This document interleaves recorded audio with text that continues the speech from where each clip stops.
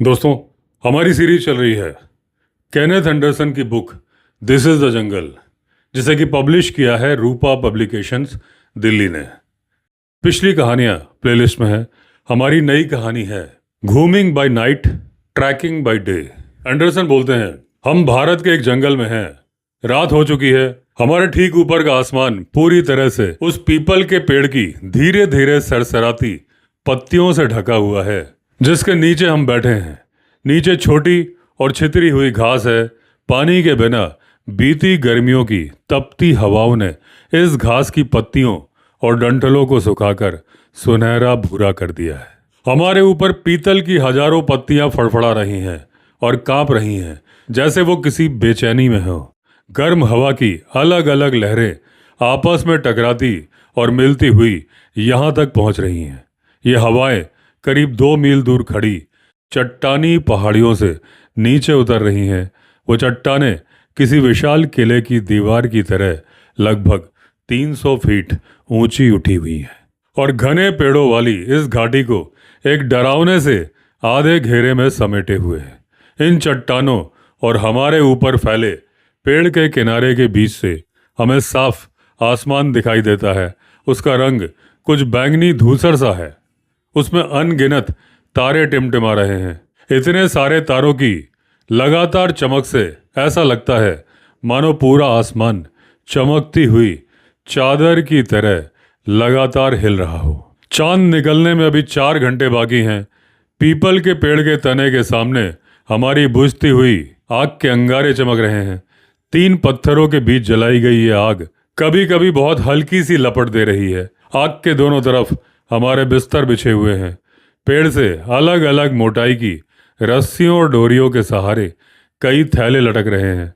इनमें खाने पीने का वो थोड़ा बहुत सामान है जो हम आबादी वाले इलाके से अपने साथ लाए थे और जो जंगल में हमारे कुछ दिनों के लिए काम में आने वाला है। हमने खाने का सामान जमीन पर नहीं रखा है क्योंकि ऐसा करते ही चींटियों की फौज उस पर कब्जा कर लेती। हमने शानदार पीपल के पेड़ को ही अपना कैंप बनाया है। इस सूखे मौसम में यही पेड़ हमारे सिर पर छत का भी काम कर रहा है। करीब 1 मील दूर बने फॉरेस्ट लॉज में रहने या टेंट लगाने के बजाय हमने खुले जंगल में रहना पसंद किया है ताकि हम प्रकृति के ज्यादा से ज्यादा करीब रह सके।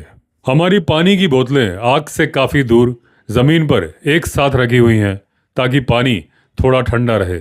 ये पानी करीब 1 फरलांग दूर मौजूद एक बेहद गंदे और कीचड़ भरे जल स्रोत से भरा गया है। पानी को ठंडा रखने की हमारी तरकीब कुछ हद तक सफल भी हो गई है। इसका सबूत एक अकेला मेढक है जिसने हमारा ये राज खोज लिया है और अब दोनों पानी की बोतलों के बीच बड़े आराम से बैठा हुआ है। शायद वो हमसे भी ज़्यादा आराम महसूस कर रहा है। हम जल्दी ही रात का खाना खा चुके हैं और हमने खाकी शर्ट और पैंट पहन ली है। घुटनों से नीचे तक आने वाले रबर के तले वाले ऊंचे जूते भी पहन लिए। हमारा इरादा है कि चांद निकलने से पहले के इन 4 घंटों के अंधेरे में इलेक्ट्रिक टॉर्च लेकर जंगल में घूमिंग करें और इस शांत घाटी में पाए जाने वाले कुछ जंगली जानवरों की 1-2 झलक देख सकें। ऊंचे जूते पहनना बहुत ज़रूरी है क्योंकि लंबी घास में चलते समय हम में से किसी का पैर किसी जहरीले सांप पर पड़ सकता है। दिन के उजाले में हमें दिखाई दिए कई जानवर के पैरों के निशान बताते हैं कि दक्षिण भारत का यह दूर दराज का इलाका उन गिनी चुनी जगहों में से एक है जहां आज भी वन्य जीव बड़ी संख्या में मौजूद हैं। इसलिए आज रात जंगल में कुछ खास देखने की हमारी उम्मीदें बहुत ज़्यादा हैं। घूमिंग शब्द हिंदुस्तानी भाषा के उस शब्द से निकला है जिसका मतलब है इधर उधर घूमना या भटकना। और जैसा कि नाम से ही पता चलता है, अब हम जंगल में एक लंबी सैर पर निकलने वाले हैं। हमारे हाथों में शक्तिशाली 5 सेल वाली टॉर्च है जिनकी रोशनी में हम उन जीव जंतुओं को तलाशेंगे जो रात होते ही अपने ठिकानों से बाहर निकलते हैं। जैसे ही हम चलना शुरू करते हैं, शायद आप बड़ी उत्सुकता से मुझसे पूछेंगे, क्या आपको लगता है कि आज हमें कोई बाघ मिलेगा? और मैं आपकी उम्मीदें बहुत ज़्यादा नहीं बढ़ाना चाहता, इसलिए जवाब दूंगा, मुझे डर है कि इस बात की संभावना बहुत कम है कि हमें बाघ मिले, क्योंकि बाघ बेहद शर्मीले और सतर्क होते हैं हमारे उनके पास पहुंचने से बहुत पहले ही वो हमारी टॉर्च की रोशनी देख लेंगे और हमारी आवाज भी सुन लेंगे। फिर भी जंगल में हमेशा एक संभावना बनी रहती है। हो सकता है आज किस्मत आपका साथ दे, इसलिए उम्मीद बनाए रखिए। मैं आगे आगे चलता हूँ और एक टॉर्च से रास्ते पर रोशनी डालता जाता हूँ। आप बिल्कुल मेरे पीछे चलते हैं। आपके बाएं हाथ में दूसरी टॉर्च तैयार रहती है, जबकि दाएं हाथ में एक छोटी 2 सेल वाली टॉर्च है। जब हम किसी मुश्किल या उबड़ खाबड़ जगह से गुजरते हैं तो आप उसे जला लेते हैं ताकि अंधेरे में ठोकर खाकर गिर ना जाए, क्योंकि गिरने से बेवजह आवाज होगी, जो जंगल में हम बिल्कुल नहीं चाहते। हम दोनों ने आपसी सहमति से अपने साथ कोई बंदूक नहीं रखी है। अब हम उस पानी के गड्ढे यानी वाटर होल की ओर बढ़ते हैं, जहां से हमने अपनी पानी की बोतलों में वो कुछ मटमैला सा पानी भरा था। जैसे जैसे हम उसके पास पहुंचते हैं, मेरी टॉर्च की रोशनी में करीब 6 छोटी छोटी चमकती रोशनियां जो जोड़ों में दिखाई दे रही हैं वापस चमकती हैं। ये आंखें चमकीले हरे रंग की हैं। कुछ ही देर में वो अचानक ऊपर नीचे कभी दाएं बाएं हिलने लगती हैं। इस तरह की हरकतें हिरण परिवार के जानवरों की खास पहचान है। हम बिल्कुल बिना हिले डुले वहीं खड़े रहते हैं। थोड़ी देर बाद हिरणों की हमारी टॉर्च में दिलचस्पी खत्म हो जाती है। वो झाड़ियों से बाहर निकलकर टॉर्च की पूरी रोशनी में चरने लगते हैं। हमारे सामने स्पॉटेड डियर्स का एक छोटा सा झुंड है, भारतीय जंगलों के सबसे खूबसूरत और सुंदर जानवरों में से एक। जहां तक हमें दिखाई देता है उस झुंड में 4 मादा चीतल हैं। सबसे पीछे वाली मादा के साथ लगभग आधी उम्र का एक बच्चा भी है। अपने इस छोटे से समूह के पीछे सुरक्षित जगह पर एक मेल स्पॉटेड डियर खड़ा है। झुंड का नेतृत्व करने वाला नर चीतल बेहद शानदार है। उसके सींग बहुत सुंदर और एकदम बराबर आकार के हैं। कृत्रिम रोशनी में हम साफ देख सकते हैं कि उसके शरीर का रंग बहुत गहरा, लगभग काला है और उस पर सफ़ेद धब्बे साफ उभर रहे हैं। इससे पता चलता है कि वो काफ़ी उम्र दराज जानवर है और अपने अनुभव के कारण बहुत चालाक भी है। यही वजह है कि वो झुंड में पीछे रहता है और मादाओं को अपने आगे रखता है। अगर कोई खतरा आता है तो उनमें से कोई उसका शिकार बन सकती है और उसे भाग निकलने का मौका मिल जाएगा। इस तरह जंगल के 2 बड़े नियम दिखाई देते हैं। हर जीव पहले अपनी जान बचाता है और सबसे सक्षम ही जीवित रहता है। कुछ देर हिरणों को हम देखते रहते हैं और फिर पानी के तालाब के पास से आगे बढ़ते हैं। टॉर्च की रोशनी किनारों पर घुमाकर देखते हैं कि क्या हाल में ही कोई जानवर यहाँ पानी पीने आया था, लेकिन ऐसा कोई निशान नहीं मिलता है। उथले पानी के पास ज्यादा कीचड़ वाले हिस्से नहीं हैं और किनारे पर कोई ताजे पगमार्क भी दिखाई नहीं देते। अभी रात ज्यादा नहीं हुई है और जिस छोटे हिरणों के झुंड को हमने पीछे छोड़ा है, शायद वही इस तालाब तक आने वाले शुरुआती जानवरों में से हैं। किनारे बैठे मेढक अब टर टर करते हुए पानी की सतह पर तेजी से आगे बढ़ते हैं, जब तक कि वो तालाब के बीच सुरक्षित जगह पर नहीं पहुंच जाते। हम थोड़ा और आगे बढ़ते हैं। दाईं ओर हमें एक सपाट चट्टान दिखाई देती है। उसके बीच तिरछी जाती एक दरार में एक अकेली झाड़ी उगी हुई है। उसी झाड़ी के सामने मेरी टॉर्च की रोशनी में अचानक कई जोड़ी चमकती आंखें दिखाई देती हैं। उन आंखों की चमक लाल है। वो ना हिलती हैं, ना बचने की कोशिश करती हैं, ना ही वो खुद को छिपाती हैं। वो बस बेखौफ होकर हमारी ओर घूर रही हैं। ऐसी आंखें जो कुछ क्रूड सी लगती हैं और किसी घुसपैठिए से बिल्कुल नहीं डरती। आप किस्मत वाले हैं, क्योंकि लगभग तुरंत ही आपको वो चीज़ देखने को मिलती है जिसे कई शिकारी वर्षों तक नहीं देख पाते। जंगली कुत्तों यानी कि ढोल का एक पूरा झुंड वो उस चट्टान पर लेटे हैं और उसकी गर्माहट का आनंद ले रहे हैं। दिन भर धूप में तपने के कारण चट्टान में अभी भी गर्मी बची हुई है।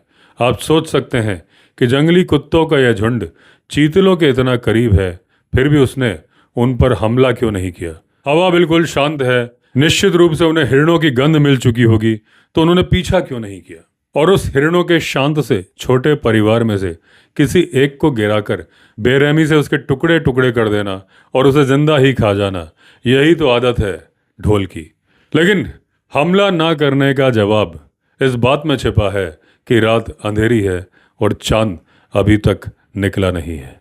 ये निर्दयी शिकारी यानी जंगली कुत्ते बिना चांद वाली रात में लगातार पीछा करने से आमतौर पर बचते हैं। चांद निकलने से पहले ही वो चालाक बूढ़ा नर हिरण अपने परिवार को काफी दूर ले जा चुका होगा।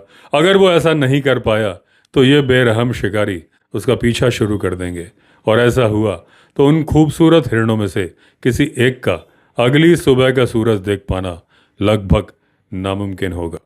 हम आगे बढ़ते हैं, लेकिन जंगली कुत्ते अब भी नाराजगी से हमें घूर रहे हैं, और मैं टॉर्च घुमाकर पीछे की ओर रोशनी डालता हूं कि वो अभी भी हमें देख रहे हैं। अच्छी बात यह है कि ये कुत्ते इंसानों पर हमला नहीं करते। ये बेहद साहसी जानवर हैं, और डर किस चिड़िया का नाम है ये उन्हें पता ही नहीं। हम निहत्ते हैं, अगर उनकी आदत इंसानों पर हमला करने की होती तो उनके सामने हमारे बचने की कोई खास संभावना होती नहीं। हम आगे बढ़ते जाते हैं। कुछ दूरी तक हमें कभी कभार कोई खरगोश दिखाई देता है, जिसे यहाँ भारत में हम हेयर कहते हैं। अक्सर चूहे तेजी से हमारा रास्ता पार कर जाते हैं, और नाइट जार पक्षी अचानक हमारे सामने से उड़ पड़ते हैं। ऐसा लगता है कि मानो वो हमारे पैरों के नीचे की जमीन से ही अचानक निकल आए हों। वो कुछ गज आगे उड़ते हैं और फिर जमीन पर बैठ जाते हैं।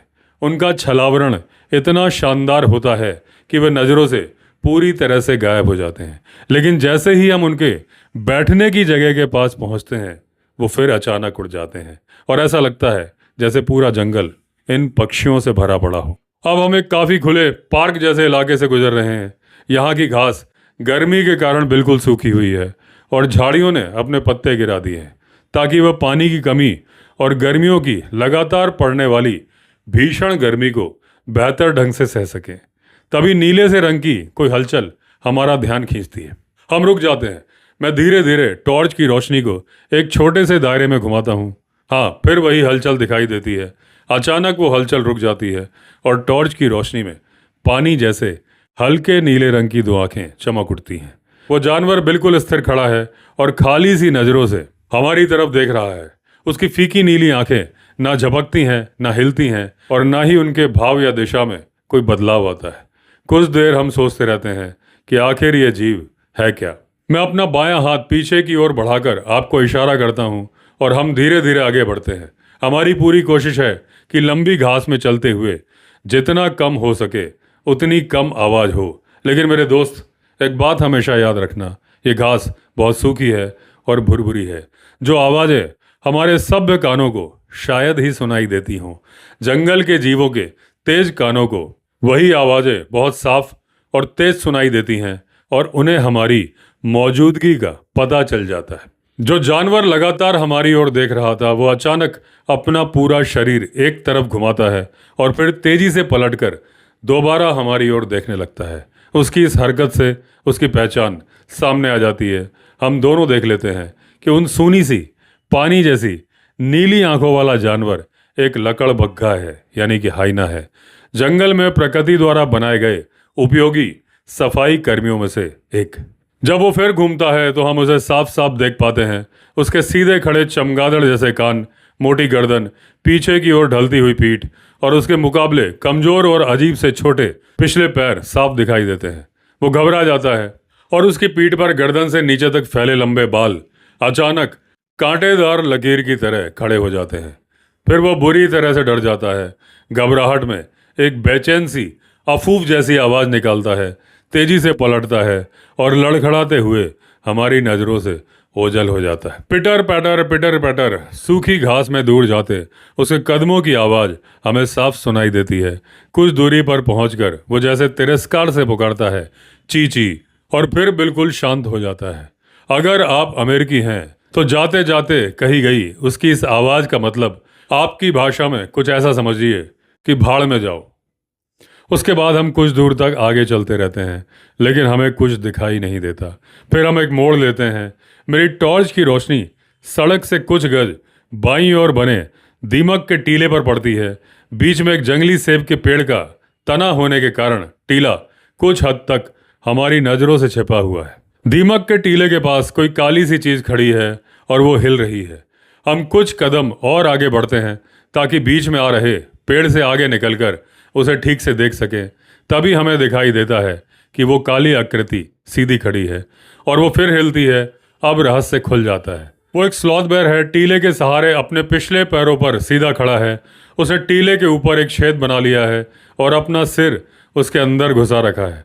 वो जोर जोर से हवा अंदर खींच रहा है और उसके साथ सफ़ेद चींटियों यानी दीमकों को भी खींच कर खा रहा है। इसी वजह से उसने मेरी टॉर्च की रोशनी पर ध्यान नहीं दिया है। उसे इतने करीब से देखने का ये एक दुर्लभ मौका है, इसलिए हम चुपचाप नीचे बैठ जाते हैं और मैं टॉर्च की रोशनी लगातार भालू पर टिकाए रखता हूँ। हमें कई अजीब अजीब आवाज़ें सुनाई देती हैं, हवा खींचने और गटकने जैसी आवाज़ें। एक विचित्र सी भनभनाहट और बीच बीच में उसकी गुर्राहट, नाक से निकलती आवाज़ और भारी सांसें। साफ दिखाई दे रहा है कि ब्रुइन यानी भालू बड़े मज़े से अपना खाना खा रहा है, जबकि दीमक के टीले के अंदर रहने वालों की शामत आई हुई है। तभी अचानक किसी चीज़ से स्लॉथ बेयर को आभास हो जाता है कि बाहर सब कुछ ठीक नहीं है। वो जोर से अपने शरीर को पीछे की ओर झटका देता है और शरीर हिलाते हुए अपना सिर टीले से बाहर निकाल लेता है। तभी उसकी नज़र अपने आसपास फैली अजीब रोशनी पर पड़ती है। वो अभी भी पिछले पैरों पर खड़ा है और घूमकर सीधे हमारी तरफ मुंह कर लेता है। हम देखते हैं कि गीली मिट्टी का एक ढेला अभी भी उसकी नाक से चिपका हुआ है और उसकी छाती पर वी आकार का चौड़ा सफ़ेद निशान साफ दिखाई दे रहा है। लेकिन भालू हमसे बहुत ज़्यादा करीब है। कुछ पल के लिए स्थिति बेहद नाजुक हो जाती है। वो अपने दोनों अगले पंजों को हमारे सामने इस तरह से हिलाता है जैसे हमें वहां से भगा रहा हो। फिर वो अपने चारों पैरों पर आ जाता है। टॉर्च की रोशनी से बचने की कोशिश में अपना सिर दाएं बाएं हिलाता है और हमारी तरफ बढ़ने लगता है। मैंने तुरंत धीमी आवाज में कहा, बड़ी टॉर्च जलाओ जल्दी। और तुम बिल्कुल सही समय पर ऐसा कर देते हो। कुछ सेकंड और बीत जाते तो ब्रुइन शायद हम पर हमला कर देता, लेकिन दूसरी टॉर्च की तेज रोशनी उसे घबरा देती है। वो दूसरी ओर मुड़ जाता है और जोर से वुफ वुफ की आवाज़ें निकालते हुए हमारी नज़रों से ओझल हो जाता है। तुम और मैं दोनों किस्मत वाले हैं। अगर वो थोड़ा और पास आ जाता तो हमारे लिए हालात बिल्कुल भी अच्छे नहीं होते। हम आगे बढ़ते रहते हैं। कुछ देर बाद 3 जंगली सुअर अचानक झाड़ियों में से निकलकर हमारे सामने आते हैं और रास्ता पार करके दूसरी तरफ गायब हो जाते हैं। टॉर्च की रोशनी उन पर नहीं पड़ती और वो आगे बढ़ते चले जाते हैं। वो अपने रास्ते पर चलते रहते हैं। जंगली सुअरों की यह अजीब आदत है कि वो बहुत कम ही किसी लड़ाई का सामना करने के लिए रुकते हैं। वो बस लगातार आगे बढ़ते रहते हैं। जिस रास्ते पर हम चल रहे हैं वो काफ़ी साफ और स्पष्ट है। आगे रास्ता अचानक नीचे उतरकर एक सकरे सूखे नाले को पार करता है। तभी कोई ऐसी विचित्र चीज मानो दुनिया के बहुत पुराने समय की हो रास्ते पर एक तरफ से दूसरी तरफ लुढ़कती हुई दिखाई देती है। उसका पूरा शरीर सिर से पूंछ तक कवच जैसी मजबूत परतों से ढका हुआ है और उसकी लंबाई करीब 4 फीट है। आगे की ओर उसका शरीर तेजी से पतला होकर एक छोटे नुकीले सिर में बदल जाता है, जबकि पीछे की ओर धीरे धीरे पतला होते हुए लगभग 1.5 फीट लंबी, चौड़ी और कवच से ढकी पूंछ में बदल जाता है।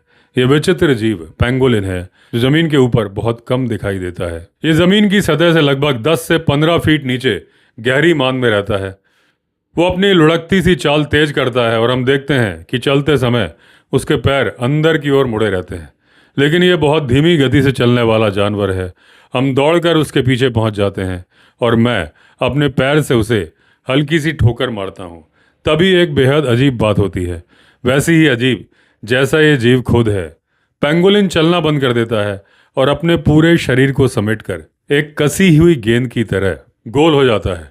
हम उसे अच्छी तरह से देखने के लिए रुकते हैं। हम देखते हैं कि उसकी चौड़ी कवच जैसी पूंछ उसके सिर को पूरी तरह ढककर छिपा देती है। उसकी पीठ पर मौजूद हर शल्क यानी कि स्केल लगभग हमारी हथेली जितना बड़ा है। हम उसे छूकर देखते हैं और पाते हैं कि इन स्केल्स के किनारे बहुत तेज हैं, लगभग चाकू की धार जैसे। पेंगोलिन सांप की तरह फुफकारने की आवाज़ भी निकालता है। पेंगोलिन को कैद में रखना मुश्किल होता है। उसका प्राकृतिक भोजन दीमक है। उसकी जीभ बहुत लंबी होती है, लगभग 8 से 10 इंच तक। वो छिपकली की तरह अपनी जीभ तेजी से बाहर निकालता है और वापस खींचता है और उसकी जीभ की नोक पर दीमक चिपकी हुई होती है। दिखने में भले ही पेंगोलिन काफ़ी खतरनाक और मजबूत लगे, लेकिन वास्तव में ये पूरी तरह से हानि रहित और किसी पर हमला ना करने वाला जीव है। इसके मुंह में दांत बिल्कुल नहीं होते। इसके पास जो भी सुरक्षा के साधन हैं वो केवल अपने बचाव के लिए हैं। शरीर पर मौजूद मजबूत कवच जैसी स्केल्स की परत, जिसके पीछे ये खुद को छिपा लेता है, और इसके बहुत लंबे और ताकतवर पंजे, जिनकी मदद से ये जमीन में काफी गहरी मान खोद सकता है। दुर्भाग्य से स्थानीय लोग पेंगोलिन को बहुत स्वादिष्ट मांस मानते हैं। इसी वजह से ये जमीन के ऊपर बहुत कम दिखाई देते हैं, और अगर दिखते भी हैं तो ज्यादातर रात में। अब हम ढलान से नीचे उतरते हुए एक छोटी सी जलधारा की ओर जा रहे हैं, जो पूरी घाटी में बहती है। अचानक टॉर्च की रोशनी में हमें 4 जोड़ी हरी आंखें चमकती हुई दिखाई देती हैं। वो बिल्कुल वैसे ही ऊपर नीचे और इधर उधर हिल रही हैं जैसे कुछ समय पहले हमने चीतल की आंखें देखी थीं। लेकिन ये आंखें उनसे बड़ी हैं, जमीन से ज़्यादा ऊंचाई पर है, और इनके बीच की दूरी भी कुछ ज़्यादा है। ये सांबर की आंखें हैं, जो भारत में पाए जाने वाले हिरणों में से एक प्रजाति है, और सबसे बड़ी प्रजाति है। लेकिन हमारी बदकिस्मती कि हम सांबरों को खुद नहीं देख पाते। चीतल की तुलना में वो बहुत ज़्यादा शर्मीले होते हैं, सतर्क होते हैं। हमारी गंध मिलते ही वो तेजी से भाग जाते हैं। घाटी में आगे बढ़ने पर जंगल और घना हो जाता है, और पेड़ भी ज़्यादा ऊंचे हो जाते हैं। इस कारण हम बहुत दूर तक नहीं देख पाते। जिस रास्ते पर हम चल रहे हैं वो भी धीरे धीरे सकरा होता जाता है। तभी अचानक घनी झाड़ी के बीच से, या असल में झाड़ी के ऊपर से, 2 बहुत बड़ी आंखें हमें घूरती दिखाई देती हैं। वो तेज नीली रोशनी में चमक रही हैं। दोनों आंखों के बीच काफ़ी दूरी है, और वो बिना पलक झपकाए हमारी ओर देख रही हैं। आंखों का आकार, जमीन से उनकी ऊंचाई और दोनों के बीच की दूरी देखकर हमें समझ में आ जाता है कि ये किसी बहुत बड़े जानवर की आंखें हैं, और उनका चमकीला नीला रंग सचमुच हैरान करने वाला है। फिर टॉर्च की रोशनी में उन चमकती आंखों के काफ़ी ऊपर 2 पीली सी चीज़ें दिखाई देती है, जो मिलकर आधे चांद जैसा आकार बना रही हैं। आखिर ये क्या हो सकता है? थोड़ा ध्यान से देखने पर रहस्य खुल जाता है, और वो आधा गोल आकार असल में हमारे सामने खड़े एक विशाल नर बाइसन के सींगों से बना है। लेकिन डरने की कोई बात नहीं है, क्योंकि बाइसन आमतौर पर नुकसान नहीं पहुंचाता, सिवाय उस स्थिति में जब वो घायल हो या अपने बच्चों की रक्षा कर रहा हो। अभी हम उसे देख ही रहे होते हैं कि अचानक उसकी आंखें और सींग गायब हो जाते हैं। झाड़ियों में जोरदार हलचल होती है, और बाइसन वहां से जा चुका होता है। अब जंगल और भी ज्यादा घना हो जाता है। टॉर्च की रोशनी भी हमारे सामने केवल कुछ फीट तक ही पहुंच पा रही है। अब हमें बहुत सावधानी से आगे बढ़ना होगा। झाड़ियों में जोरदार हलचल होती है, और बाइसन वहां से जा चुका होता है। अब जंगल और भी ज्यादा घना हो जाता है। टॉर्च की रोशनी भी हमारे सामने केवल कुछ फीट तक ही पहुंच पा रही है। अब हमें बहुत सावधानी से आगे बढ़ना होगा। मोड़ों पर बहुत तेजी से मत मुड़ना, क्योंकि इस नाले के आसपास हाथी अक्सर आते रहते हैं। यहाँ उनके चरने के लिए भरपूर घास और पीने के लिए पानी मौजूद है। अब हमें उस छोटी जलधारा की आवाज़ सुनाई दे रही है, जो रास्ते में पड़े बड़े बड़े पत्थरों के बीच से उछलती और तेजी से बहती जा रही है। आपने शायद ध्यान दिया होगा कि नाले की दिशा से हल्की सी हवा हमारी तरफ आ रही है। इसका मतलब है कि किसी हाथी को हमारी गंध से हमारे आने का पता नहीं चलेगा, और अंधेरे में वो टॉर्च की रोशनी को भी तब तक नहीं देख पाएगा जब तक वो रोशनी सीधे उस पर ना पड़े। ये डरावने ख्याल हमारे मन में आए ही थे कि अचानक वो सच भी साबित हो गए। हम बहुत सावधानी से एक मोड़ काटते हैं, और वहाँ हमसे शायद सिर्फ 30 फीट की दूरी पर रास्ते के बीचों बीच एक विशालकाय शरीर खड़ा दिखाई देता है। एक बड़ा नर हाथी। उसका सिर हमारी तरफ मुड़ा हुआ है, और उसके सफ़ेद दांत डरावने ढंग से चमक रहे हैं। इस समय बोलना जानलेवा साबित हो सकता है, क्योंकि हमारी आवाज़ उसे बता देगी कि उसके सामने इंसान खड़े हैं, और इंसान उन 2 जीवों में से एक है जिनसे वो नफरत करता है। दूसरा जीव है बाघ। हो सकता है उसी पल वो हमें खत्म करने का फैसला कर ले, लेकिन फिलहाल वो हमें देख नहीं पा रहा है, क्योंकि हम टॉर्च की तेज रोशनी के पीछे खड़े हैं, और उसकी नज़र कमज़ोर है। हम बिल्कुल बिना हिले डुले खड़े रहते हैं, और टॉर्च की रोशनी सीधे उसके सिर पर डालते हैं। उसकी 2 छोटी छोटी चमकती आंखें उस तेज रोशनी को डरावने ढंग से वापस चमकाती हैं, और वो ज़मीन से करीब 10 फीट ऊपर लटके हुए 2 खून जैसे लाल लैंप दिखाई देते हैं। वो अचानक अपनी सूंड का सिरा जोर से ज़मीन पर पटकता है, जिससे एक तेज धातु जैसी टन की आवाज़ पैदा होती है। फिर वो तेजी से अपने शरीर को हमारी तरफ घुमा लेता है। अब स्थिति बेहद नाजुक है। जिंदगी और मौत का सवाल। अब फैसला होने वाला है कि वो हम पर हमला करेगा या खुद वहां से चला जाएगा। उसकी सूंड ऊपर उठती है और वो बड़ी अजीब सी मुद्रा में उसके अगले हिस्से को अपनी आंखों के सामने सीधा मोड़ने की कोशिश करता है, मानो अपने विशाल हाथ से तेज रोशनी से अपनी आंखों को बचा रहा है। अब उसकी सूंड को ध्यान से देखो, साथ ही उसके कान और उसकी पूंछ को भी। यही संकेत बताएंगे कि उसने क्या करने का फैसला किया है। अगर उसकी सूंड अंदर की तरफ मुड़कर कसकर उसके मुंह की ओर आ जाए और उसके कान सिर के दोनों तरफ चिपक जाएं और उसकी पूंछ बाहर की ओर तन जाए तो फिर वो हमला करने ही वाला है। अब भागने का कोई भी फायदा नहीं है, क्योंकि इस सकरे रास्ते पर वो हमें बहुत जल्दी पकड़ लेगा। रास्ते के दोनों तरफ की झाड़ियां किसी दीवार की तरह घनी और अभेद्य हैं। वहां से हटकर निकलने या किसी पेड़ के पीछे छिपकर बचने का कोई भी रास्ता नहीं है। ऊपर से अगर इस अफरा तफरी में हमारी टॉर्च बुझ गई तो हम पूरी तरह से अंधेरे में रह जाएंगे, जबकि हाथी हमें साफ देख पाएगा। ये सारी बातें हमारे दिमाग में तेजी से घूम रही हैं। हमें एहसास है कि अगले 1-2 सेकंड में हाथी जो भी करेगा वही तय करेगा कि हम जिंदा बचेंगे या नहीं। उसका अगला कदम सोच विचार से नहीं, बल्कि उसकी आदिम प्रवृत्ति यानी इंस्टिंक्ट से तय होने वाला है। अचानक हाथी अपनी सूंड हमारी तरफ झटकता है। उसकी सूंड से हवा का तेज झोंका निकलता है, जिसे हम इतनी दूरी से भी महसूस कर सकते हैं, गर्म और चिपचिपा सा। इसके बाद हाथी एक बेहद तेज और कान चीर देने वाली चिंगाड़ निकालता है। उस एक तीखी आवाज में भी हम उसका डर महसूस कर सकते हैं। फिर वो विशाल हाथी अचानक पलटता है और रास्ते के किनारे मौजूद घनी झाड़ियों को तोड़ता कुचलता हुआ तेजी से अंदर चला जाता है। इसके बाद उस विशाल हाथी का ना कोई निशान दिखाई देता है, ना कोई आवाज सुनाई देती है। भगवान का शुक्र है, आखिर वो डर कर पीछे हट गया। लेकिन इतना विशाल जानवर इतनी खामोशी से आखिर कहाँ गायब हो गया, यह हमारे लिए रहस्य ही था। बिना कुछ कहे हम दोनों की जैसे आपसी सहमति हो जाती है कि इस मौत के जाल से तुरंत बाहर निकलना चाहिए। हम अपने कदम वापस मोड़ते हैं और उसी रास्ते से लौटने लगते हैं, जब तक कि उस जलधारा और उसके आसपास की घनी झाड़ियों से काफ़ी दूर नहीं निकल जाते। इसके बाद हम एक दूसरा रास्ता पकड़ते हैं। यह रास्ता थोड़ा चौड़ा है और लगभग पहले वाले रास्ते के समानांतर ही चलता है। इस रास्ते पर हमें कुछ खास दिखाई नहीं देता। फिर हम एक घुमावदार रास्ते से घाटी से ऊपर चढ़ने लगते हैं। यह रास्ता लंबा है, लेकिन घूमते हुए आखिर हमें वापस अपने कैंप तक पहुंचा देगा। जंगल अब कुछ खुला और कम घना है। हम एक खुले मैदान जैसी जगह से गुजरते हैं।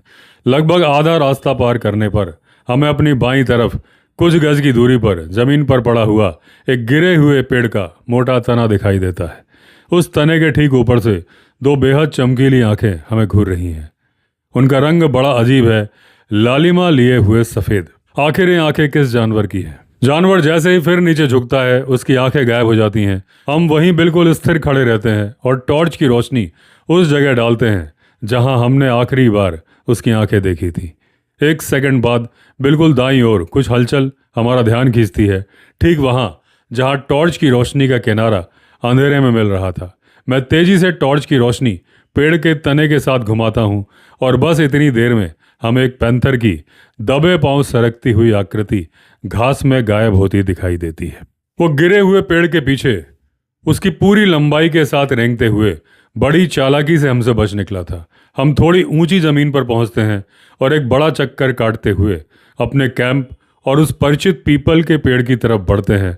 रास्ते में हम उसी पानी के गड्ढे को पहचान लेते हैं जिसके पास से हम 3 घंटे पहले अपनी पैदल यात्रा शुरू करते समय गुजरे थे। लेकिन इस बार वो जगह खाली नहीं थी। पानी के गड्ढे के दूसरे छोर पर किनारे के ऊपर से 2 बेहद चमकदार आंखें बिना पलक झपकाए हमें घूर रही थीं।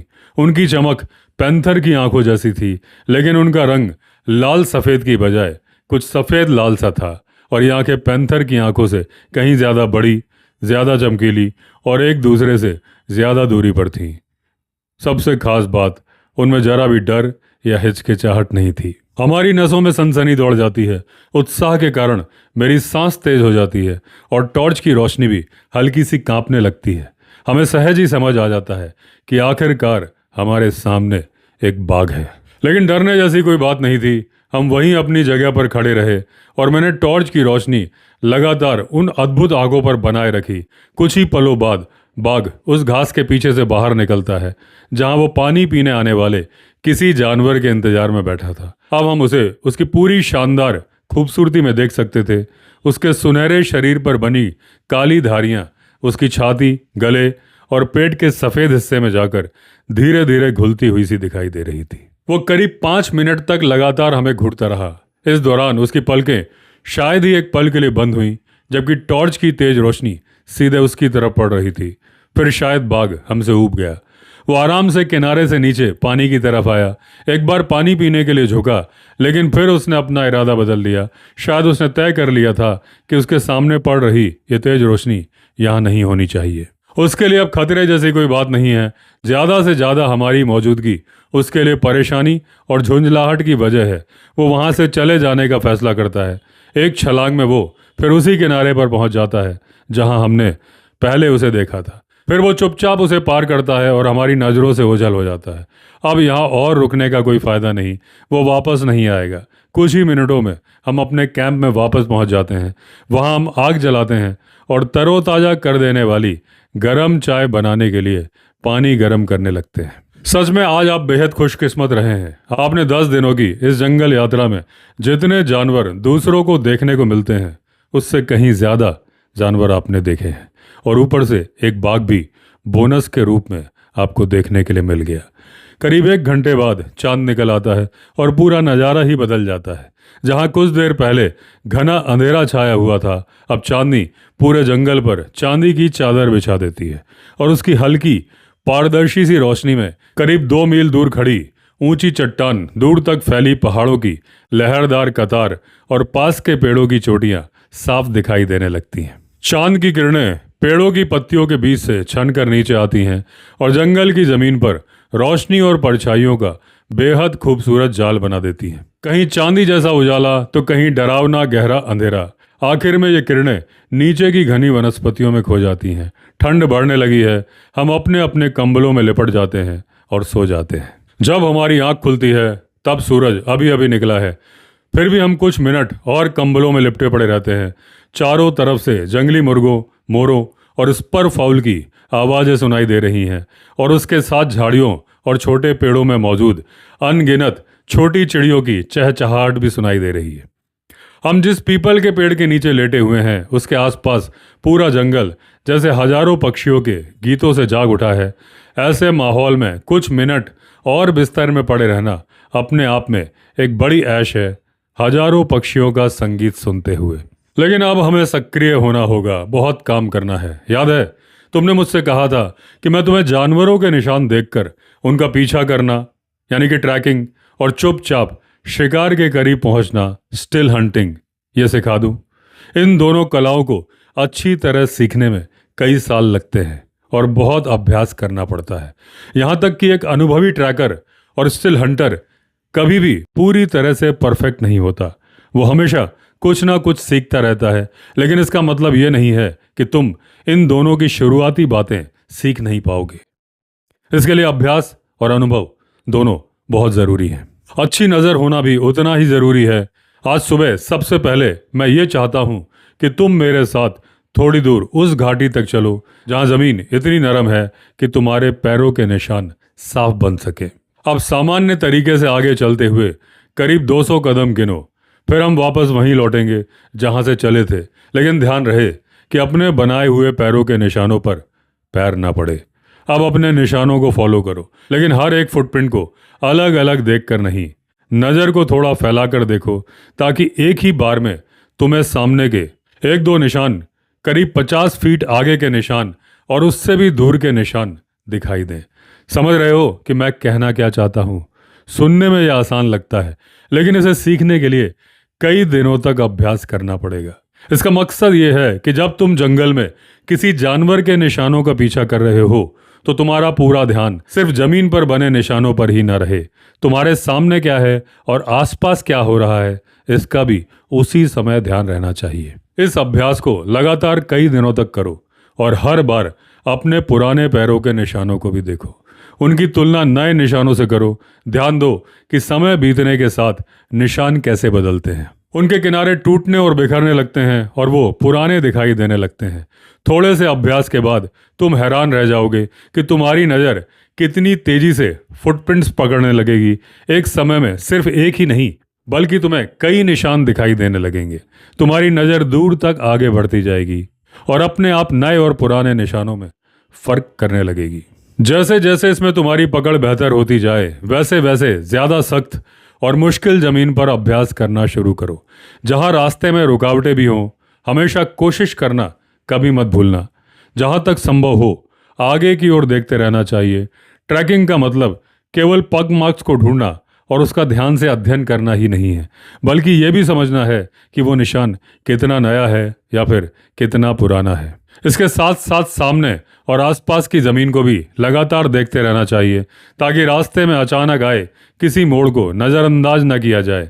यह भी ध्यान रखना जरूरी है कि निशान कहीं अचानक खत्म तो नहीं हो गए या शायद जानवर वापस मुड़ गया। प्रैक्टिस के साथ पग मार्क्स आसपास की ज़मीन से अलग और साफ दिखाई देने लगते हैं। पहले मजबूत ज़मीन पर अपने खुद के पैरों के निशानों का अध्ययन करिए और बाद में जानवर के पग मार्क्स को देखिए। इससे आप उनके बीच अंतर करना और कई छोटी छोटी बातें पहचानना सीख जाएंगे। कभी पूरा निशान दिखाई देता है तो कभी केवल उसका कुछ हिस्सा, जैसे किसी खुर का सिर्फ किनारा। सख्त जमीन पर खुर का निशान अक्सर हल्के रंग की खरोच के रूप में दिखाई देगा, जबकि पग मार्क शायद बिल्कुल दिखाई ना दे। दौड़ते हुए जानवर का खुर किसी पत्थर से रगड़ खाकर निशान छोड़ सकता है। इसके अलावा घास, खरपतवार और सड़े हुए पत्तों की पत्तियां तथा डंठल जानवर के वजन से दब जाते हैं। इन दबे हुए निशानों से बाघ जैसे मुलायम पंजों वाले जानवर के गुजरने का पता भी लगाया जा सकता है। अगर घास या खरपतवार अभी भी दबे हुए हैं तो समझिए कि जानवर हाल ही में वहां से गुजरा है। लेकिन अगर घास और पौधे फिर से सीधे खड़े हो गए हैं तो संभव है कि जानवर को वहां से गुजरे लगभग एक दिन हो चुका है। अगर पग मार्क्स के किनारों और उसके अंदर की टूटी हुई मिट्टी सूख चुकी है या निशान के अंदर धूल, रेत, छोटी टहनियाँ, सूखे पत्ते या मकड़ी के जाले दिखाई देते हैं तो समझिए कि वो पुराना ट्रैक है। अगर जानवर का रास्ता पानी के बीच से होकर गया हो तो निशानों का धुंधला या फैला हुआ होना बताता है कि वो हाल के हैं। अगर ऐसा नहीं है तो वो पुराने हैं। ज़मीन पर चलते हुए ट्रैकर को दूसरी छोटी छोटी चीज़ों पर भी ध्यान देना चाहिए, जैसे पैरों से दबकर झुकी या अलग हुई घास और खरपतवार, किनारे हटे हुए सूखे पत्ते और टहनियाँ, पलटा हुआ पत्थर या गिरी हुई टहनी।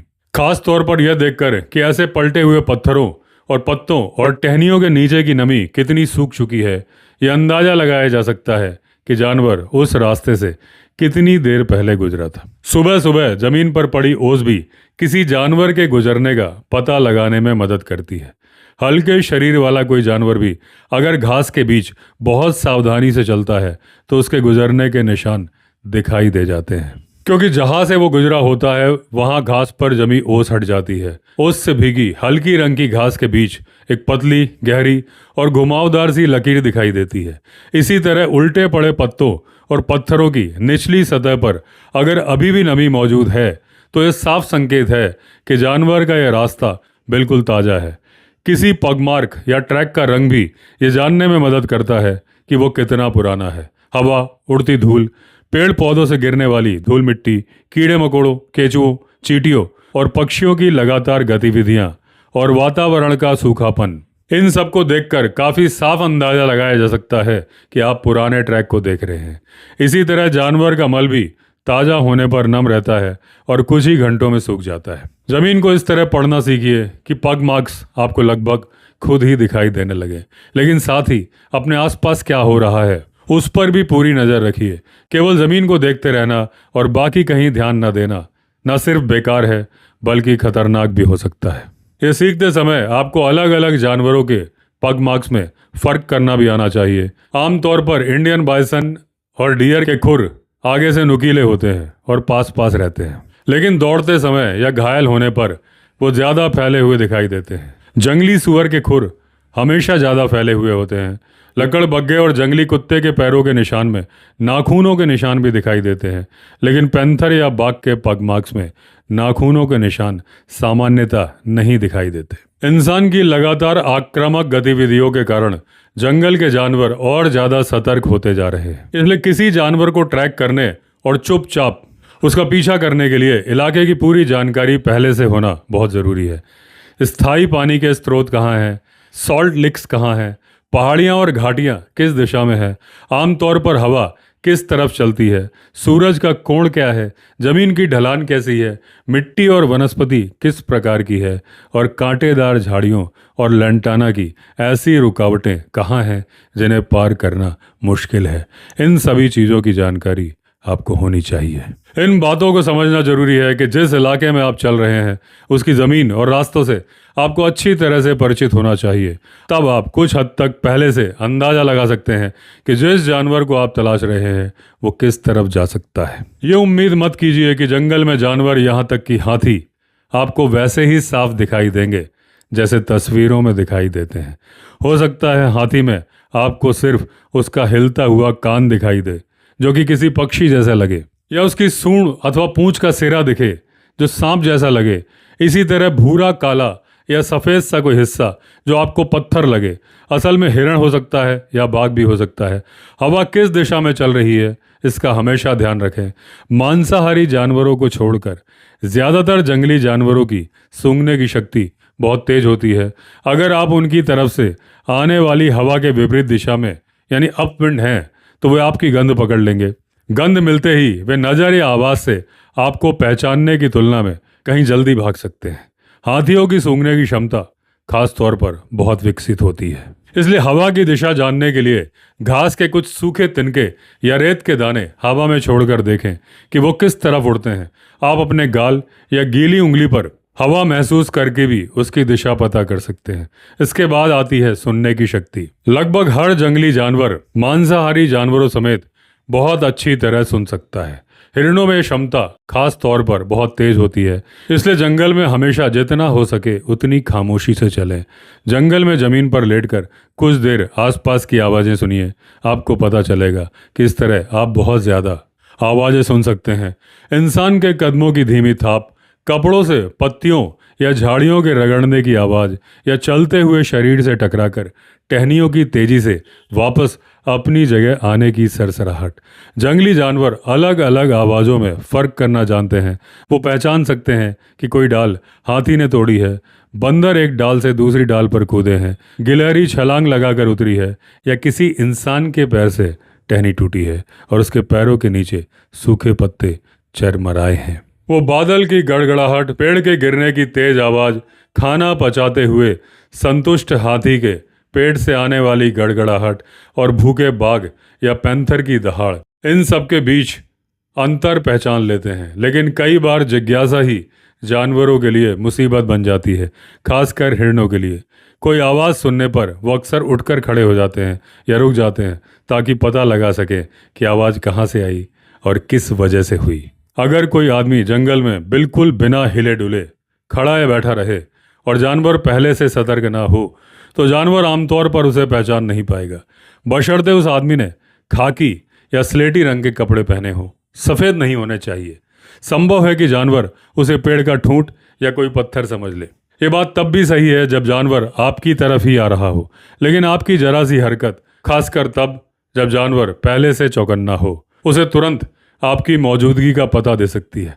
भारत के मैदानी इलाकों में रहने वाले हिरण और दूसरे एंटीलोप की नज़र जंगल में रहने वाले ज़्यादातर दूसरे जानवरों के मुकाबले कहीं ज़्यादा तेज होती है। जहाँ तक जंगल की बात है, इंसानों के सूंघने की क्षमता काफ़ी हद तक कमज़ोर हो चुकी है।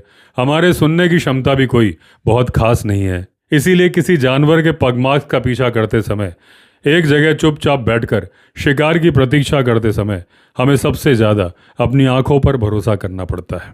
बहुत कम ऐसा होता है कि हमें किसी जानवर का पूरा शरीर एक साथ साफ दिखाई दे।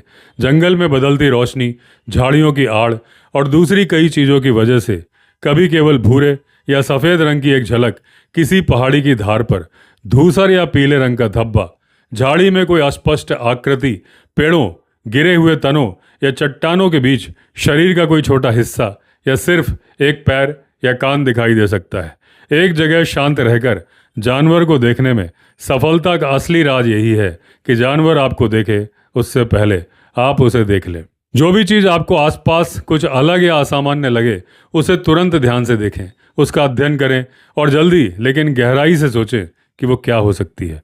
चीतल और सांभर की आदतें काफ़ी हद तक उनकी अपनी मर्जी और परिस्थिति पर निर्भर करती है। अक्सर कुछ खास झुंड कुछ खास इलाकों में ही दिखाई देते हैं।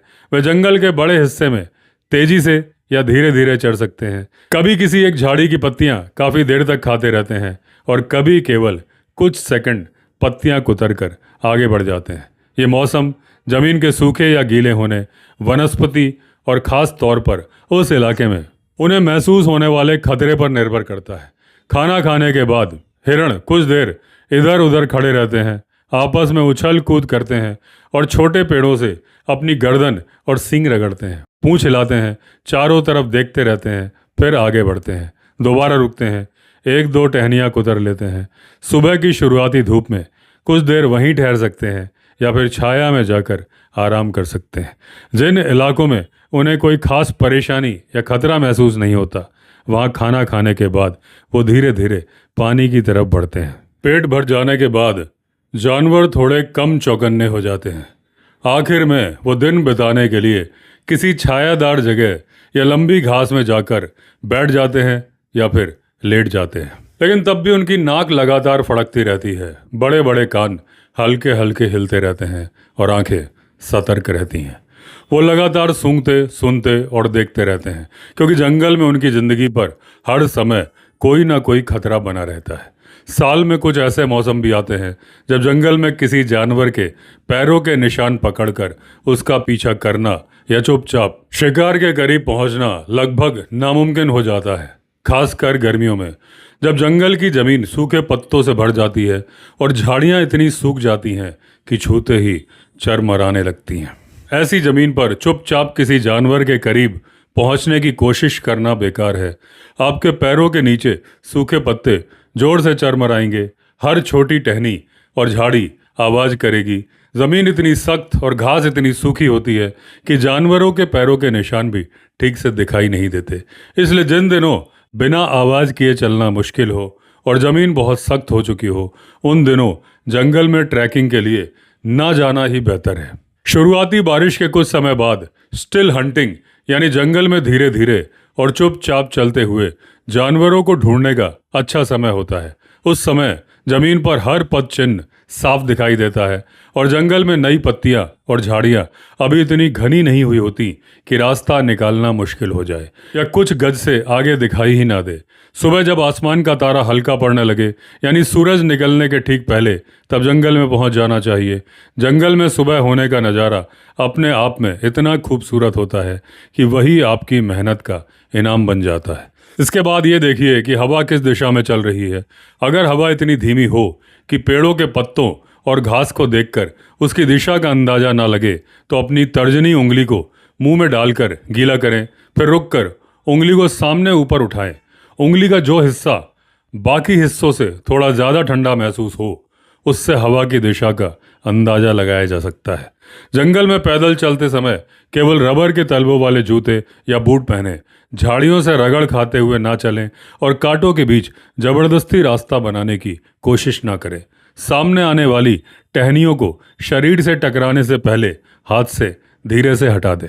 कपड़ों में कांटे फंसे हैं तो उन्हें भी धीरे धीरे छुड़ाएं। झाड़ियों और घनी वनस्पति के बीच से गुजरते समय आपकी चाल बिल्कुल शांत होनी चाहिए। पत्तों की सरसराहट, कपड़े फटने या टहनियाँ टूटने की आवाज़ से आपकी मौजूदगी का पता नहीं चलना चाहिए। अपने आसपास हर चीज़ पर नज़र रखें, दूर भी और पास भी। अगर ज़मीन पर धूल हो तो उस पर बने निशानों को ध्यान से देखें।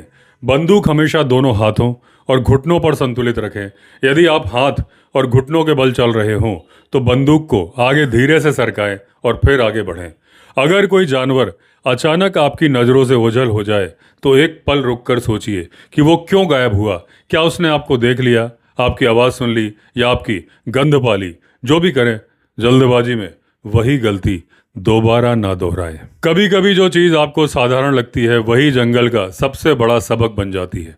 हर अजीब आवाज़ या संदिग्ध चीज की जांच करें, लेकिन बिना वजह डरे नहीं। अगर आप कभी मूर्ख भी साबित हो जाएं तो निराश मत होइए, इस तरह अनुभव मिलता है। अगर आप शर्म के कारण जांच करना छोड़ देंगे तो शायद कभी अच्छे ट्रैकर नहीं बन पाएंगे। जंगल के 4 सबसे बड़े नियम याद रखिए। हिलो मत, शोर मत करो, जल्दी मत करो और हार मत मानो। तेज हवा में सूरज की ओर मुंह करके आगे ना बढ़िए। जब सूरज आपकी आंखों में होगा तो सामने की चीजें साफ नहीं दिखेंगी। हवा आपकी गंध जानवर तक पहुंचा देगी और वो आपको पहले ही पहचान लेगा। सबसे अच्छा समय तब होता है जब जानवर छाया में हो और आपकी ओर देख ना रहा हो।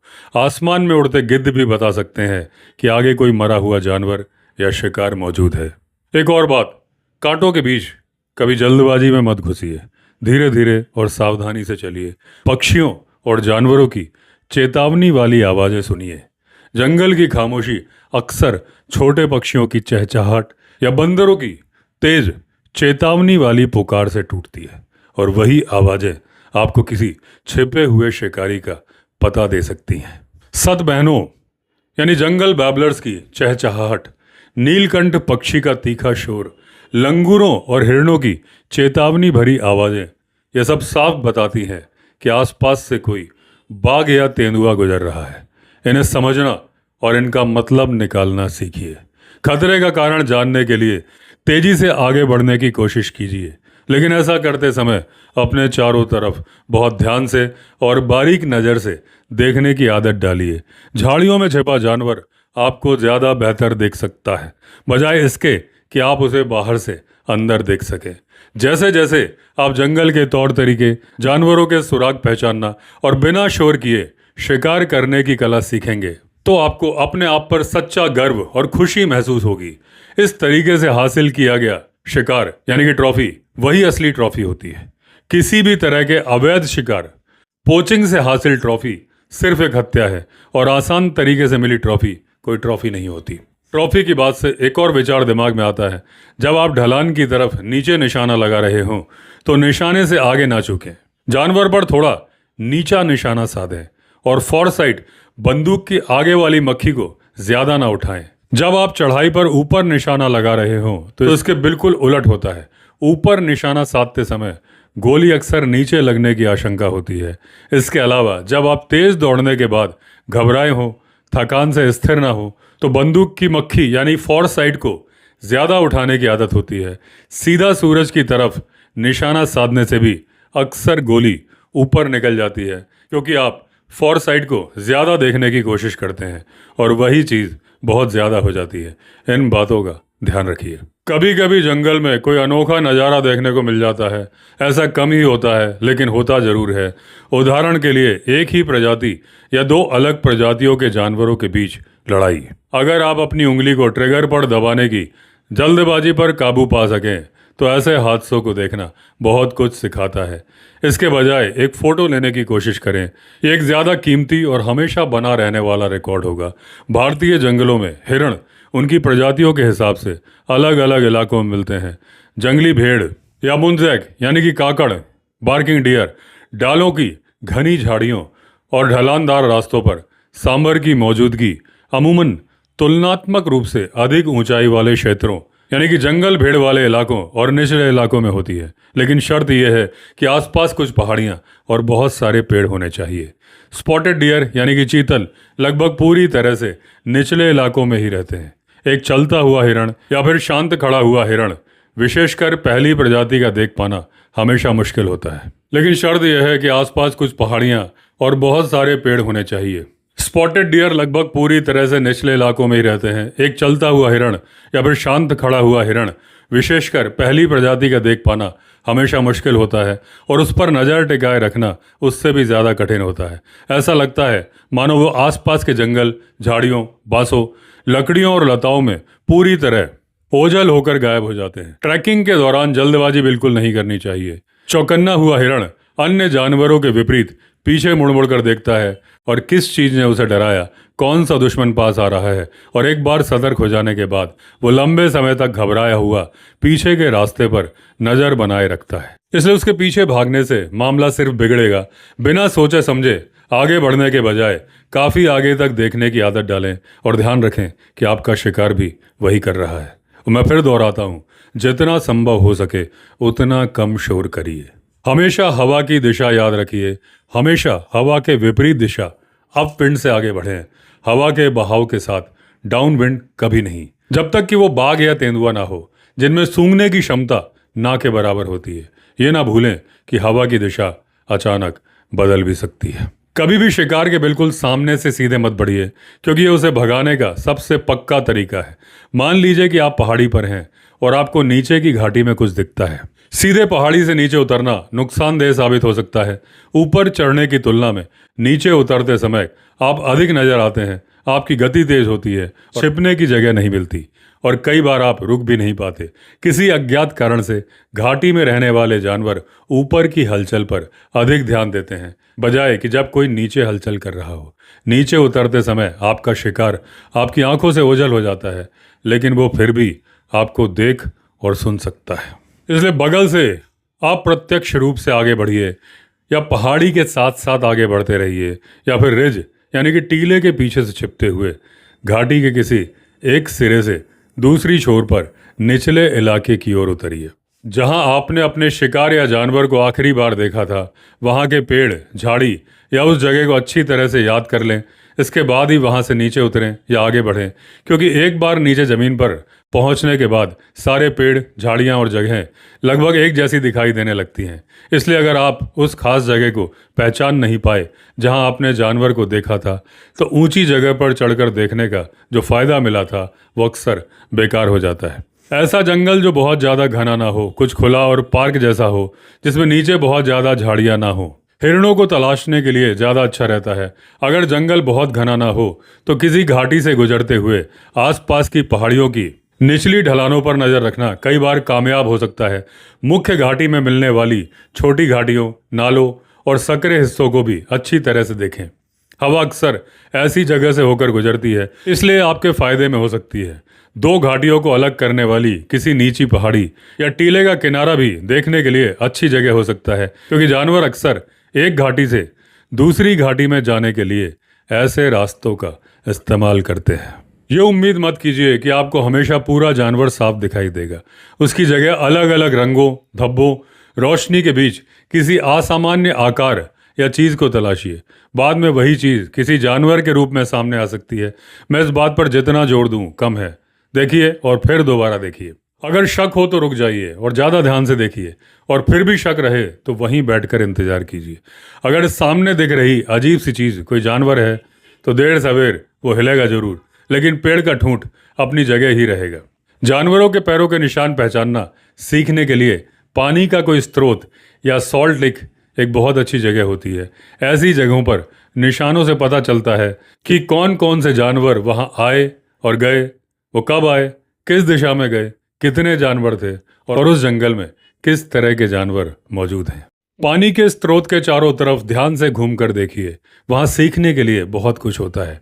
पैरों और पंजों के निशानों को ध्यान से पढ़िए और पहचानिए। अलग अलग पगमार्क और फुटप्रिंट कितने पुराने हैं ये समझने की कोशिश कीजिए, और अपने निष्कर्ष के पीछे कारण भी तलाशिए। केवल अंदाजा मत लगाइए। आपके निष्कर्ष के पीछे ठोस वजह होनी चाहिए। यह भी कल्पना करने की कोशिश कीजिए कि निशान किस जानवर ने बनाए होंगे, उसका आकार कितना होगा और वो नर है या मादा। नर बाघ या पैंथर के पगमार्क आमतौर पर ज़्यादा बड़े और गोल होते हैं। नर जानवर के पंजों के निशान मादा की तुलना में अलग होते हैं। खासकर आगे के पंजों और उनके पैड्स, तलवों के निशानों में कई बार आपको ऐसे ताज़ा पदचिन्ह मिलते हैं जो दोनों दिशाओं में जाते दिखाई देते हैं। तब सवाल उठता है कि इनमें से ज़्यादा नए निशान कौन से हैं और जानवर इस समय किस तरफ होगा। इसका पता लगाना आसान है। अगर एक तरफ पानी का स्रोत या सॉल्ट लिक, वो जगह जहां जानवर नमक या मिनरल्स चाटने आते हैं, तो समझिए जानवर वहां गया था और वापस लौट चुका है। अगर दोनों तरफ जाने वाले निशान लगभग एक जैसे ताज़ा लगें तो आमतौर पर वो निशान ज़्यादा नए होते हैं जो खुले मैदान की बजाय घनी झाड़ियों की तरफ जा रहे हों। इसी तरह सड़क और शोर वाली जगहों से दूर जाने वाले, ऊंची ज़मीन की तरफ जाने वाले, या सड़क और मवेशियों की पगडंडियों के किनारे किनारे चलने के बजाय उन्हें पार करके जाने वाले निशान अक्सर ज़्यादा ताज़ा होते हैं।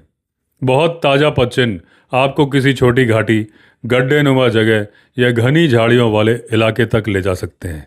ऐसी स्थिति में उस पूरे इलाके का एक चक्कर लगाकर देखिए कि क्या वही निशान किसी दूसरी दिशा से बाहर निकलते हैं। अगर बाहर जाने वाले निशान नहीं मिलते तो आप लगभग निश्चिंत हो सकते हैं कि जिस जानवर को आप ट्रैक कर रहे हैं वो अभी भी उसी गड्ढे नुमा इलाके या झाड़ियों के अंदर मौजूद है। उसे बाहर निकालने के लिए झाड़ियों के अंदर उसके पीछे जाना बेवकूफ़ी होगी। वो निश्चित रूप से आपकी आहट सुन लेगा, इसलिए कोई ऊंची और सुरक्षित जगह तलाशिए, जैसे कोई बड़ा पत्थर, पेड़ या जमीन का थोड़ा ऊंचा हिस्सा। फिर वहीं चुपचाप बिना हिले डुले इंतजार कीजिए। देर सवेर वो जानवर खुद सामने आएगा और तब आप उसे देख पाएंगे। लेकिन अगर आप बेसब्र होकर जल्दी करने की कोशिश करेंगे और झाड़ियों में उसकी तरफ बढ़ेंगे, खासकर जब घास सूखी हो, टहनियाँ पत्तियाँ आसानी से खड़खड़ाती हों, तो आपकी मौजूदगी का पता उसे चल जाएगा और वो आपकी आवाज़ सुनकर वहाँ से गायब हो जाएगा। झाड़ियों के अंदर से अपनी तरफ आती सरसराहट और खड़खड़ाहट किसी जानवर को बहुत सतर्क कर देती है। वो तुरंत इस आवाज़ को बड़े खतरे से जोड़कर देखता है। जैसा कि चेंचू आदिवासी कहते हैं, जब जंगल में बहुत शोर हो तो इंतजार करो, हिरण को अपनी मर्जी से चलने दो। अगर आपको घनी झाड़ियों के बीच से गुजरना ही पड़े तो अंदर जाने से पहले कांटेदार झाड़ियों और टहनियों को हाथों से धीरे धीरे एक तरफ कर लीजिए। जहाँ तक संभव हो झाड़ियों के अंदर घुसने के बजाय उनके चारों ओर से जाने वाली पगडंडियों का इस्तेमाल करिए। अगर संभव हो तो किसी ऐसे पेड़ पर चढ़ जाइए जहाँ से आसपास का इलाका ऊंचाई से साफ दिखाई दे। हो सकता है आपका शिकार ठीक दूसरी तरफ हो। झाड़ियों में सीधे शरीर के बल घुसने की कोशिश मत कीजिए, उससे कोई फायदा नहीं होगा। हिरण आमतौर पर पहाड़ियों के बीच वाली और निचली ढलानों पर, तलहटी और खड्डों में पाए जाते हैं, और जहां समतल जंगल हो वहां भी वो मिल सकते हैं। इन्हीं जगहों पर आपका सामना किसी बाघ या तेंदुए से भी हो सकता है, क्योंकि उन्हें भी अच्छी तरह से पता होता है कि शिकार कहाँ मिलने की संभावना है। ट्रैकिंग और चुपचाप शिकार के पीछे जाने में सबसे जरूरी चीज है धैर्य। जल्दबाजी मत कीजिए, बल्कि सोच समझकर धीरे धीरे आगे बढ़िए। अचानक या झटके से हरकत ना करें। सिर्फ इसलिए यह मत मान लीजिए कि किसी खास झाड़ी या इलाके में आपको कुछ दिखाई नहीं दे रहा और वहाँ कुछ है कि नहीं। वहाँ कुछ भी हो सकता है, बल्कि कई जानवर भी हो सकते हैं। यहाँ तक कि किसी छोटे पेड़ के पीछे एक हाथी भी बिल्कुल शांत और खतरनाक ढंग से खड़ा हो सकता है। ऐसे में जिसे जंगल देखने की आदत नहीं है, उसकी नज़र में वो लगभग दिखाई ही नहीं देगा। सुबह सुबह सांबर आमतौर पर निचली पहाड़ियों की तरफ ऊपर चढ़ने लगते हैं। इसी तरह स्लॉथ बेर यानी भालू भी दिन में आराम और छिपने के लिए ऊपर की ओर चले जाते हैं। अगर आपको सांबर या भालू द्वारा लगातार इस्तेमाल की जाने वाली कोई पगडंडी मिल जाए तो सुबह वहां उनका इंतजार किया जा सकता है। इसके लिए पगडंडी के पास किसी ऊंची जगह पर सुबह 4:30 से 5 बजे के बीच अपनी जगह लेकर बैठना होगा और उसके ऊपर आने का इंतजार करना होगा। चढ़ते हुए चीतल के पास चुपचाप पहुंचना आसान नहीं है। इसके लिए जंगल में पीछा करने के सभी नियमों का पालन करने के साथ साथ उस खास झाड़ी या जगह को भी ध्यान से रखना पड़ता है जहां आपने उसे आखिरी बार देखा था, क्योंकि जंगल में अक्सर सभी झाड़ियां और जगहें एक जैसी दिखाई देने लगती हैं। कई बार बहुत मेहनत से पीछा करने के बाद आपको पता चलता है कि जिस जानवर के पीछे आप जा रहे थे उसकी दिशा भी खो चुके हैं और अपनी दिशा भी भूल चुके हैं। कभी भी जल्दबाजी में यह मत मानिए कि आपका शिकार वहां से जा चुका है। हो सकता है कि अगले ही मोड़ या अगली ही झाड़ी के ठीक पीछे खड़ा हो। दूर से किसी धुंधली, अस्पष्ट या आधी अधूरी दिखाई दे रही चीज पर गोली चलाने का जोखिम कभी मत लीजिए। ऐसी स्थिति में अक्सर निशाना बुरी तरह चूक जाता है या फिर गोली जानवर को घायल कर सकती है और बाद में वो आपको मिल भी नहीं पाएगा। ये खेल या शिकार नहीं बल्कि क्रूरता है, और ऐसा करके आप किसी बाघ या तेंदुए को घायल कर सकते हैं जो आगे चलकर आदमखोर बनने की राह पर भी जा सकता है। शाम के समय और सुबह सुबह भी तरह तरह के जानवर दिखाई दे सकते हैं, बशर्ते आप शोर मचाते हुए फालतू घूमने के बजाय किसी चट्टान, पहाड़ी या ऊंची जगह पर बैठ जाइए और बिना हिले डुले आसपास और दूर दूर तक जंगल पर नजर रखिए। एक बार आंध्र प्रदेश की चामला घाटी में पुलिबोनू के ऊपर मौजूद मंकी हिल की ढलान पर बैठकर मैंने एक बाघिन को अपने 3 बच्चों के साथ धूप सेकते हुए देखा था। वे बस 100 गज दूर एक बड़ी सी चट्टान पर थे। करीब आधे घंटे तक मैं उन्हें देखता रहा और उन्हें बिल्कुल खबर नहीं हुई कि मैं वहाँ हूँ। क्योंकि मैं जरा भी नहीं हिला। अगर आपको हिलना भी पड़े तो बहुत धीरे धीरे हिलें, इतने धीरे कि कोई हलचल महसूस ही ना हो। तेज हलचल तुरंत ध्यान खींच लेती है और आपकी मौजूदगी उजागर कर देती है। किसी जानवर का पीछा करते समय ये सलाह हमेशा याद रखें, अगर ज़रूरत पड़े तो कोहनियों और पैरों की उंगलियों के बल घिसट कर आगे बढ़ें। घास के हर गुच्छे, झाड़ी, चट्टान, टीले या पेड़ के ठूंठ का फ़ायदा उठाएं जो आपकी राह को छिपा सके। हर कदम से पहले अपनी राइफल को धीरे से आगे खिसकाएं, अपनी हैट पीछे छोड़ दें और बाइनोकुलर्स अलग रख दें जो ज़मीन से टकराकर शोर कर सकती हैं। लेकिन आपने उन्हें जहाँ छोड़ा है उस जगह को अच्छी तरह याद रखें ताकि वो दोबारा आपको मिल सकें, वरना आप उन्हें हमेशा के लिए खो देंगे। और हैट का तो पता नहीं, लेकिन दूरबीन में पैसे खर्च होते हैं। अगर आपका शिकार आपकी नज़र में आ जाए तो हर वक्त उस पर नज़र बनाए रखें। जैसे ही वो अपना सिर उठाए तुरंत रुक जाएं और सीधे लेट जाएं। उसे जरा से भी हलचल ना करने दें। पूरा काम आराम से कर लें और जब शिकार आपकी तरफ पीठ कर ले या किसी चीज़ के पीछे छिप जाए, सिर्फ तभी आपको तेज चलने का मौका मिलता है। हाथों और घुटनों के बल तेजी से रेंगे या झुककर आगे बढ़ें, लेकिन याद रखें अगर वो आपकी तरफ देखे तो आपको तुरंत वहीं फ्रीज हो जाना है। आप जिस भी पोजीशन में हो वहीं रुक जाएं और तब तक बने रहें जब तक वो दूसरी तरफ ना देखने लगे। हो सकता है आपकी पीठ टूटने जैसी दर्द करने लगे, लेकिन जब तक वो देख रहा हो बिल्कुल हिले नहीं। जल्दीबाजी में शॉट मारने के लिए कभी भी अचानक खड़े ना हो। कभी कभी जानवर डरा हुआ लगता है जबकि असल में वो डरा हुआ होता नहीं है।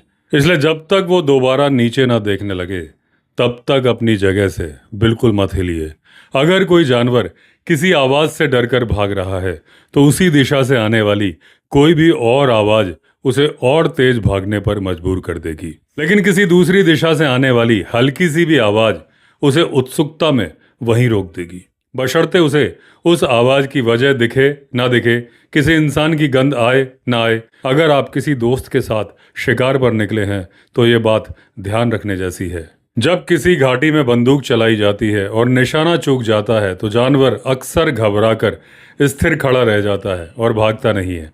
ऐसा इसलिए होता है क्योंकि राइफल के धमाके की गूंज पूरी घाटी में फैल जाती है, जिससे जानवर इतना उलझन में पड़ जाता है और उसे समझ ही नहीं आता कि आवाज़ आई कहाँ से। उत्सुकता हिरणों की प्रजाति में और खासकर एंटीलोप मृग में एक बहुत आम आदत है। मेरे जान पहचान के एक बुजुर्ग बताते थे कि वो खुले मैदान में काला हिरण ब्लैक बक मारने के लिए अपने टखने पर लाल कपड़े का एक टुकड़ा बांध लेते थे। फिर वे जितना हो सके पीठ के बल जमीन पर लेटकर झुंड के पास रेंगते थे और हिप्स के सहारे पैर को लाल कपड़े समेत ऊपर नीचे हिलाते थे ताकि झुंड को वो कपड़ा थोड़ी थोड़ी देर में दिखता रहे। वो बताते थे बाकी काम काला हिरण खुद कर देता था। वो इस अजीब घटना की वजह जानने के लिए उनके पास चला आता था। मैंने खुद कभी इसे आजमा कर नहीं देखा और ये जंगल में तो बिल्कुल काम नहीं करेगा, लेकिन ये मेरी बात को साबित जरूर करता है। हिरण बहुत उत्सुक होते हैं और कभी कभी बंदूक चलने की आवाज़ सुनकर भी रुक जाते हैं। अगर जानवर चलने लगे तो सीधे पीछे से उसके ऊपर झपटकर उसे पकड़ पाना लगभग नामुमकिन है, लेकिन तिरछी डायगोनल दिशा से तेजी से आगे बढ़ने की कोशिश करें। अगर वो नीचे नदी की तरफ आ रहा है तो उससे पहले वहां पहुंचने की कोशिश करें। अगर कोई हिरण घूमकर जा रहा है तो उसके रास्ते को काटने के लिए पहाड़ी के पार से निकलें और अगर वो धीरे धीरे ऊपर चढ़ता दिखे तो तेजी से उसके आसपास से निकलें। अगर आपने उसे किसी घाटी या झाड़ियों के पैच में घुसते देखा है तो उसके दूसरी तरफ पहुंचकर उसका रास्ता रोकें और ये सब करते वक्त दौड़ते रहें। घाटी के किनारे किनारे चलें, लेकिन खुद को छिपा कर रखें और ध्यान रखें कि हवा आपकी तरफ से जानवर की तरफ ना बह रही हो। जानवर के पीछे चलने के बजाय उससे आगे निकलकर या उसके बराबर में आकर शॉट लेना अक्सर आसान होता है। ऊपर की तरफ भागता हुआ जानवर आमतौर पर थोड़ी देर बाद रुक जाता है। समतल जमीन पर उसके रुकने की संभावना काफ़ी कम होती है और ढलान पर नीचे भागते समय तो वो बिल्कुल नहीं रुकेगा। इसी तरह अगर वो सिर्फ किसी आवाज़ से डरकर भागा है तो आखिरकार अपनी रफ्तार धीमी कर लेगा। लेकिन अगर उसने आपको देख लिया है या आपकी गंध महसूस कर ली है तो हमेशा के लिए भाग जाएगा। जैसे जैसे आप अभ्यास से बेहतर होते जाएं, जानवर के सीधे पगडंडी के निशानों का पीछा ना करें। रास्ते के थोड़ा सा बाईं या दाईं तरफ होकर चलें। आप अपने शिकार के पीछे हो, बराबर में हो या आगे। अगर वो झाड़ियों या किसी छोटी घाटी में है तो उसका पीछा करते हुए अंदर जाने के बजाय शांति से बैठकर या लेटकर उसके बाहर आने का इंतजार करें। उसे देर सबेर बाहर तो आना ही पड़ेगा, कम से कम वो किसी खुली जगह पर दिखेगा। जबकि अगर आप इतनी घनी झाड़ियों में जाएंगे तो ना सिर्फ आप उसे देख नहीं पाएंगे बल्कि वो दूसरी तरफ से भाग निकलेगा। अगर आपको काफ़ी आगे कोई जानवर दिखाई दे तो उसका पीछा करने से पहले कुछ सेकंड रुककर ये समझने की कोशिश करिए कि वो कर क्या रहा है और कहाँ जा रहा है। ये बहुत काम आता है। हो सकता है वो चढ़ते हुए खुद ही आपकी तरफ आ जाए या किसी ऐसी जगह बढ़ रहा हो जहां आप पहले से जाकर छिप सके। हो सकता है वो बस चलते चलते थोड़ी देर के लिए रुका हो। एक बार जब वो फिर से चलने लगेगा तो आपको सही अंदाजा हो जाएगा कि वो किस दिशा में जा रहा है। या फिर वो दिन बिताने के लिए लेटने की तैयारी कर रहा हो, जिससे आपको सोच समझकर आगे बढ़ने की योजना बनाने का पूरा समय मिल जाएगा। जब आप किसी लेटे हुए जानवर की तरफ बढ़ रहे हों तो ध्यान रखें कि वो आपकी गंध सूंघ सकता है, आपकी आहट सुन सकता है और झाड़ियों के बीच से आपके पैर तक देख सकता है, आपके उस तक पहुंचने से बहुत पहले। ऐसा इसलिए है क्योंकि आप हिल डुल रहे हैं जबकि आपका शिकार एक जगह स्थिर है। बार बार झुककर झाड़ियों के नीचे झांकते रहिए, इस तरह शायद आपको कुछ दिख जाए। आखिर में एक बहुत ज़रूरी बात, जैसे मैंने आपसे पक्षियों और जानवरों की चेतावनी वाली आवाज़ों और चीखों को ध्यान से सुनने के लिए कहा है ताकि आपको शेर या तेंदुए जैसे शिकार की मौजूदगी और ठिकाने का पता चल सके, वैसे ही आपको इस बात का भी ध्यान रखना होगा कि आप बेवजह पक्षियों और जानवरों को चौंकाएं नहीं, क्योंकि आपकी मौजूदगी से जो पक्षी और जानवर सचेत होकर चिल्लाएंगे वे उसी शेर या तेंदुए को सावधान कर देंगे जिसका आप पीछा कर रहे हैं। सारे मांसाहारी जानवर ऐसी चेतावनी वाली चीखों को बहुत ध्यान से सुनते हैं, उनका मतलब समझते हैं और उन्हीं के इशारों पर चलते हैं। हो सकता है किसी सुबह आप कैंप से बाहर निकलें और अपनी घड़ी भूल जाएं। ऐसे में खुद को कोसने और वापस घड़ी ले जाने की कोई ज़रूरत नहीं है। धूप तेज खिली हुई है और मैं आपको बताता हूँ कि सूरज देखकर समय का अंदाज़ा कैसे लगाया जाए। अगर सुबह का समय है तो जितना हो सके उत्तर दिशा की तरफ मुंह करके खड़े हो जाइए, जिससे सूरज आपकी दाईं तरफ रहे।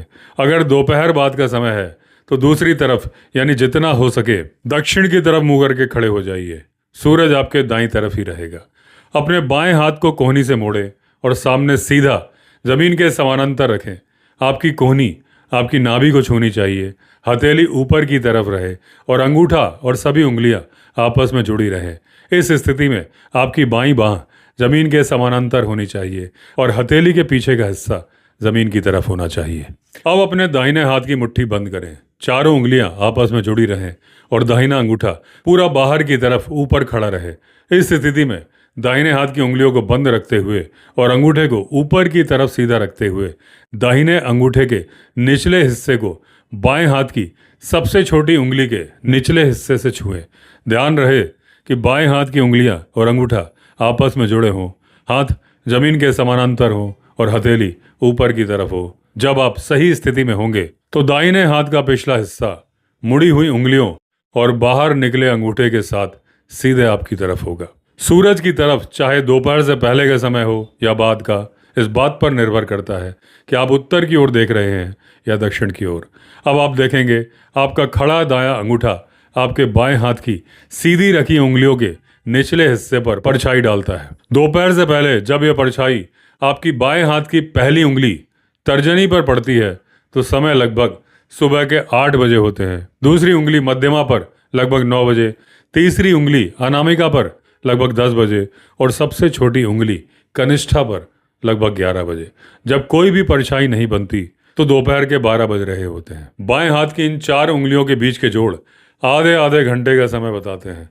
बिल्कुल परछाई ना होना दोपहर का संकेत है। दोपहर के बाद जब परछाई बाएं हाथ की छोटी उंगली पर हो तो लगभग 1 बजे होते हैं। तीसरी उंगली पर लगभग 2 बजे, दूसरी उंगली पर लगभग 3 बजे और पहली उंगली पर लगभग शाम के 4 बजे। उंगलियों के बीच के जोड़ आधे घंटे का समय दिखाते हैं। नीलगिरी की पहाड़ियों की एक मूल निवासी जनजाति समय देखने के लिए इसी तरीके का इस्तेमाल करती है, क्योंकि वो इतने गरीब हैं कि घड़ियां नहीं खरीद सकते। मैं आपको यकीन दिला सकता हूं कि ये एक बेहतरीन तरीका है, क्योंकि मैंने खुद इसे आजमा कर देखा है और ये सच में काम करता है। अब मैंने आपको चुपके से शिकार के पीछे जाने, सुराग ढूंढने और शांति से शिकार करने के बारे में कुछ बातें बता दी हैं। बाकी सब अब आपके ऊपर है। लेकिन इस बात से तसल्ली रखिए कि इन चीज़ों में माहिर होना किसी जन्मजात या खास हुनर की वजह से नहीं होता जो सिर्फ कुछ चुनिंदा लोगों के पास ही हो। बाकी कई चीज़ों की तरह यह भी एक कला है जो लगातार अभ्यास और कड़ी मेहनत से आती है। सच कहें तो इसमें 90% पसीना लगता है। किताबी बातें ठीक हैं, लेकिन निखार अभ्यास से ही आता है। मैदान या जंगल में बिताया गया एक अकेला दिन आपको 100 किताबों से भी ज़्यादा सिखा देगा। लेकिन साथ ही इन कलाओं के जो सिद्धांत और बातें मैंने आपको बताई हैं वो भी ज़रूरी हैं। और ये मेरे लंबे अभ्यास और अनुभव का नतीजा है और यकीनन आपकी मदद करेंगी। पर असलियत में आपके सिर्फ 2 ही उस्ताद हो सकते हैं, पहला जंगल और दूसरा आप खुद। तो दोस्तों, इसी के साथ खत्म हुई ये कहानी। हमारी नई कहानी में फिर मिलेंगे। अगर आपने चैनल सब्सक्राइब नहीं किया है तो चैनल सब्सक्राइब करिए। चलिए फिर मिलते हैं, तब तक के लिए all the best. Vande Mataram.